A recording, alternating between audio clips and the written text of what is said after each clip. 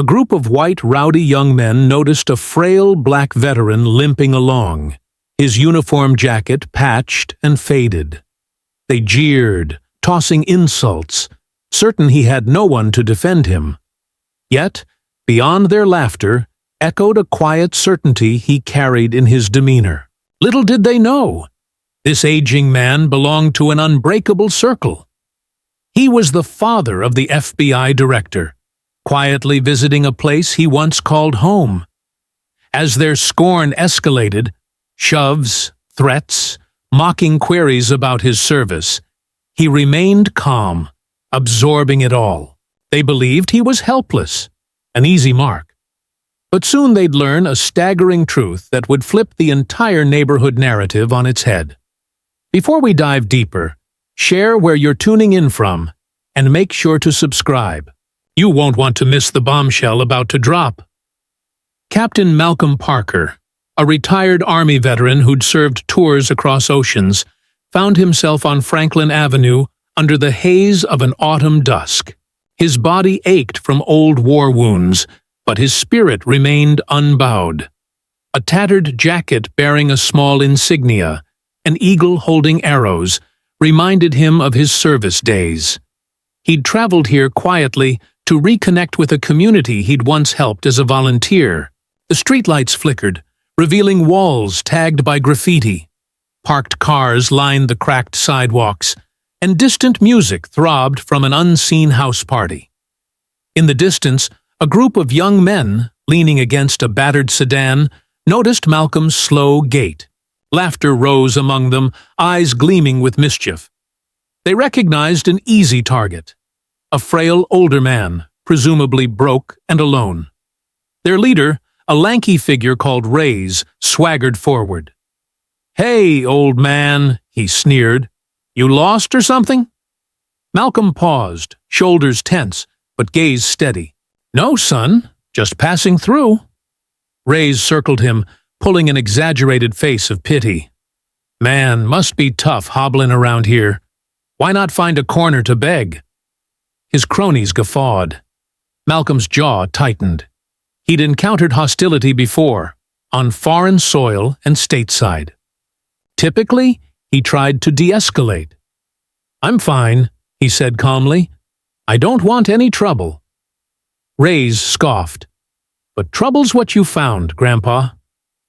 Two of his gang buddies stepped closer, forming a loose half-circle that pinned Malcolm against a chain-link fence. Nearby, an unmarked sedan watched from across the street, its occupants unnoticed. Special Agent Caroline Burke sipped coffee, quietly taking in the situation. She had received intel about rising gang tensions in this neighborhood. Her partner, Agent Tyrell Lopez, tensed in the driver's seat. The FBI had come to track rumored drug activity, but now they saw something unexpected. This group harassing an elderly veteran. Malcolm's back pressed against the fence. His arthritic knee throbbed, but he tried not to show weakness. A short gangster jabbed a finger into the worn army insignia on Malcolm's jacket. That real?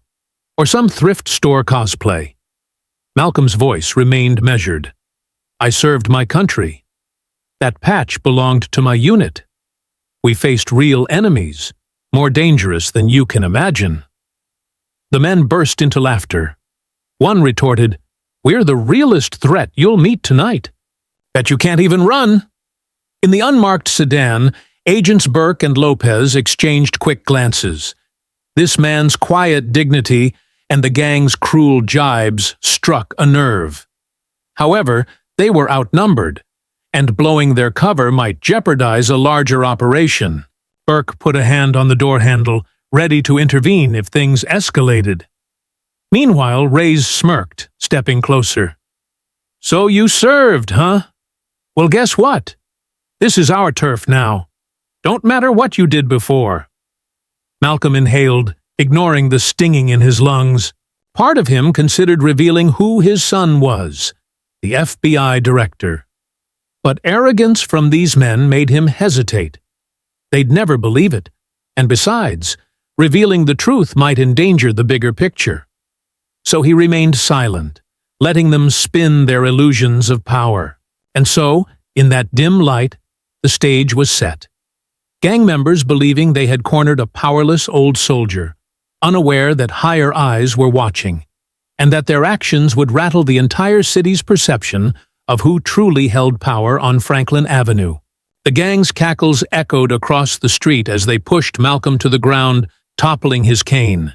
He grunted upon impact, pain radiating through old fractures. Yet he forced himself upright, eyes unflinching. Reyes kicked the cane aside, smirking at his pals. "Look at him! Some war hero, huh?" Malcolm steadied his breath, heart pounding with indignation. In his prime, he could have disarmed these punks in seconds. But time, age, and injuries had slowed him, though not stolen his grit. "You're making a mistake," he managed, voice low. "I'm not who you think." That just drew more laughter. A short, burly gangster with gold chains stomped threateningly. "Ah, old man, we know exactly who you are. No one." Across the street, inside the unmarked sedan, Agent Lopez clenched his jaw. "He's down. Let's do something." Agent Burke weighed the ramifications. Their directive was to monitor gang activity for bigger busts, but seeing an elderly vet roughed up tested her resolve. "All right," she whispered. "Minimal interference. We can't blow the entire operation, but we won't watch him get killed." They radioed for a local patrol car to pass by, hoping the sight of law enforcement might disperse the group. Meanwhile, they stepped out of the car, approaching from a distance so as not to tip off the gang that they were feds. In the alley's dim glow, Reyes glared at Malcolm, brandishing a switchblade with a flourish. "Hand over any cash you got. You're lucky we don't do worse." Malcolm's shoulders squared. "I have nothing for you. I'm just—" Before he could finish, headlights swept the street. A patrol car turned the corner, shining a harsh beam on the group. Burke and Lopez froze momentarily. The gangsters cursed, turning away from Malcolm. Sirens chirped, and two uniformed officers, known for their casual indifference, exited the cruiser. One officer barked at the group, "What's going on here?" The gang dissolved into false camaraderie, claiming they were just helping an old friend. The officers eyed them suspiciously, but seemed reluctant to escalate. Meanwhile, Malcolm attempted to stand straighter, relief flickering across his lined face. Burke and Lopez lingered, hoping to glean the reaction. However, the officers did, little beyond telling the gang to scatter and urging Malcolm to move along. Reyes shot a last glare at Malcolm, snorting, "We'll see you around, Grandpa," and slunk away into the shadows. The uniformed officers approached Malcolm with mild concern. "You all right, sir?" one asked, though his tone lacked true empathy. Malcolm nodded.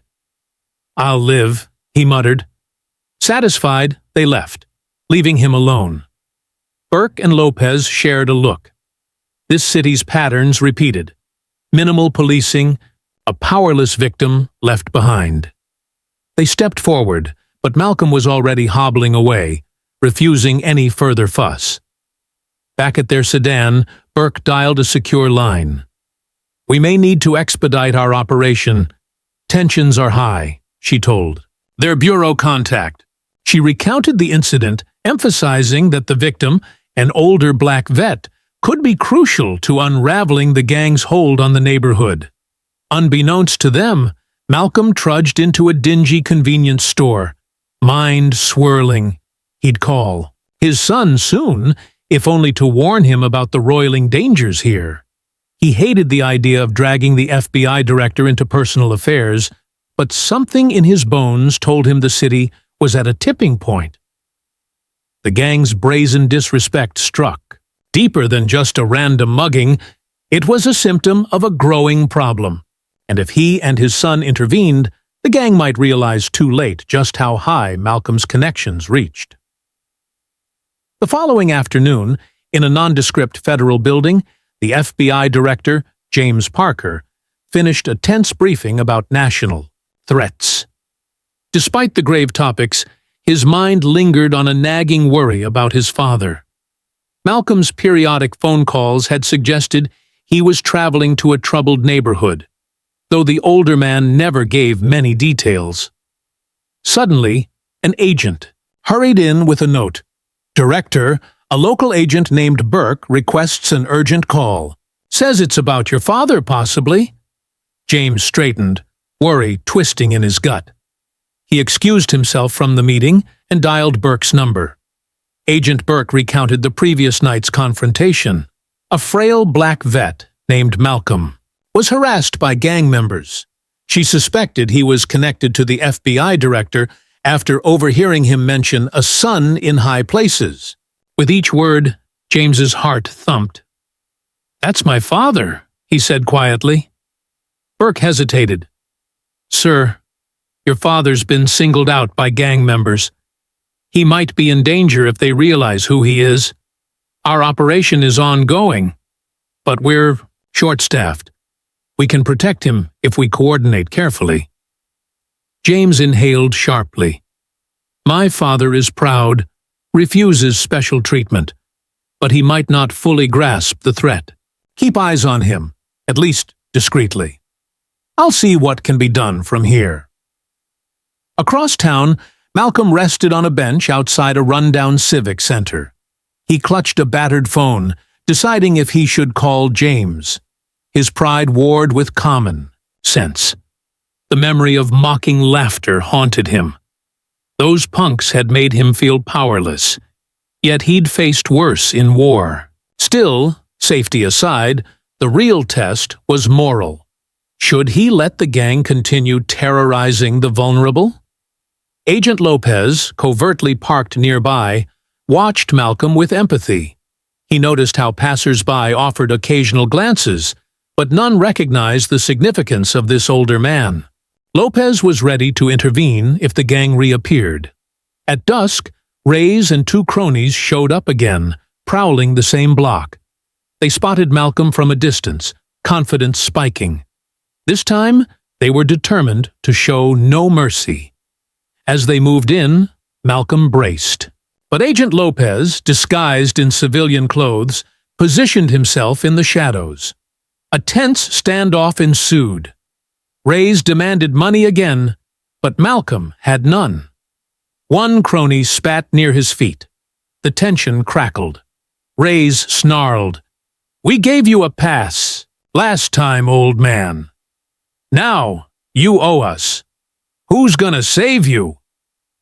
Before Malcolm could answer, a quiet voice cut in. "He's not alone." Agent Lopez stepped from behind a lamppost, hands raised to show no weapon.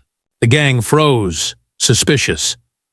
"Who are you?" Reyes barked. Lopez feigned casualness. "Just a concerned citizen." Reyes scoffed. "Then walk away unless you want trouble." Lopez's gaze flicked to Malcolm, who gave a stoic nod. The older man recognized the subtle shift in posture that indicated Lopez was more than just a random bystander. Tension soared. In a silent corner, Agent Burke watched through binoculars, phone at the ready to call for backup. The plan had changed. Exposing. An agent might compromise the operation, but it beat letting Malcolm get assaulted again.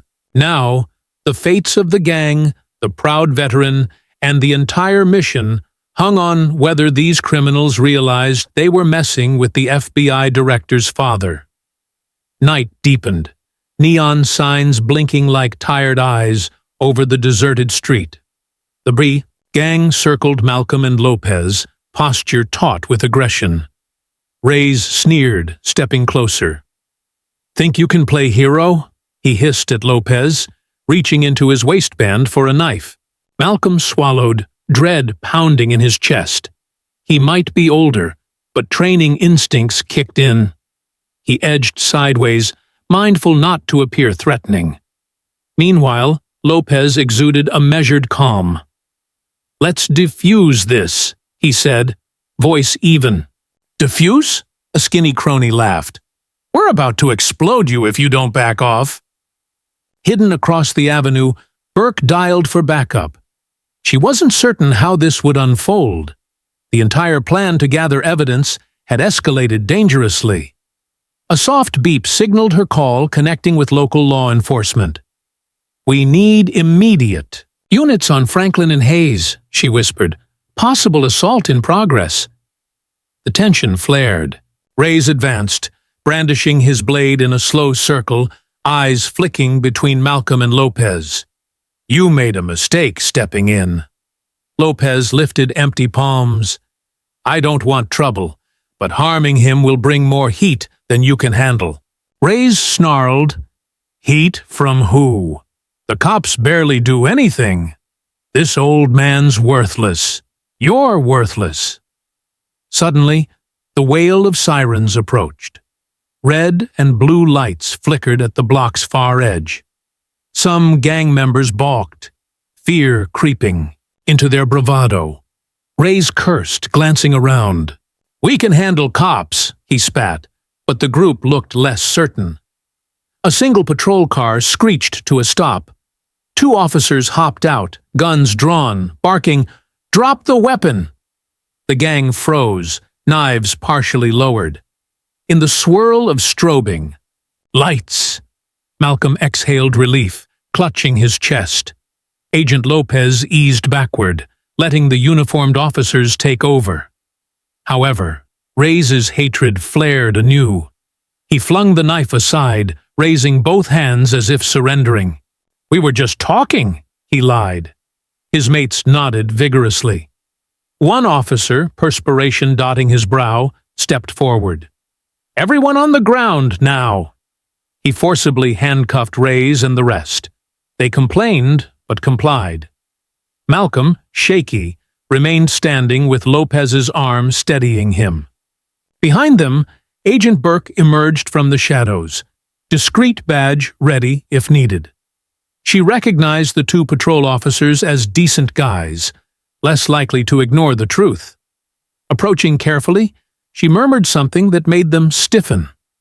Identifying herself as FBI. Their eyes widened in shock, realizing a bigger story was unfolding. Reyes glared from the pavement, handcuffed. "What is this?" he spat. "Who are you people?" Burke knelt briefly, eyes cold. "Let's just say you messed with the wrong veteran, and you're going to learn who he really is."